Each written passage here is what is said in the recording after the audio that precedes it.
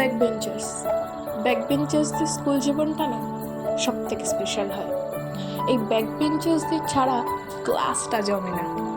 এমনকি তারা ক্লাসে না এলে ক্লাস টিচার থেকে শুরু করে ক্লাস মনিটর অবধি সকলেই কিন্তু তাদের খোঁজ করে। তবে ব্যাক বেঞ্চার মানে যে পড়াশোনা করে না, এ কথা কিন্তু সত্য না। ব্যাক বেঞ্চার্সরা কিন্তু মাল্টি ট্যালেন্টেড হয়, তবে ওদের ট্যালেন্ট খুঁজে বার করার মতো মানুষ খুব কম পাওয়া যায়।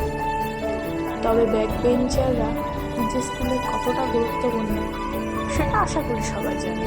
স্কুলে সব থেকে বেশি বকাটাও এরাই খায়, আর মনিটরদের সাথে ঝামেলাটাও এরাই করে। শুধু তাই নয়, স্কুলে যে কোনো প্রোগ্রাম হলে এদের কাঁধেই কিন্তু সব থেকে বেশি দায়িত্ব থাকে, সেটা চেয়ার সাজানো হোক কি অতিথিদের আপ্যায়ন করা।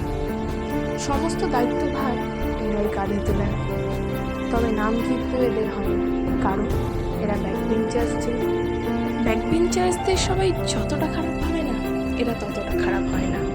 কারণ এরা যদি সত্যিই খারাপ হতো না, তাহলে ক্লাসে কারোর মুড অফ থাকলে তাদেরকে হাসাতেও পারতো না। আর স্কুল লাইফের শেষে হোক বা স্কুল লাইফ শেষ হওয়া অনেক বছরের পর, এদের কথা কিন্তু স্কুলের সেই রাগী টিচার বা ক্লাসমেটরা মনে রাখতো না। ব্যাকবেঞ্চার্সরা না থাকলে ক্লাসটা ঠিক জমতো না। তাই আই লাভ ব্যাকবেঞ্চার্স।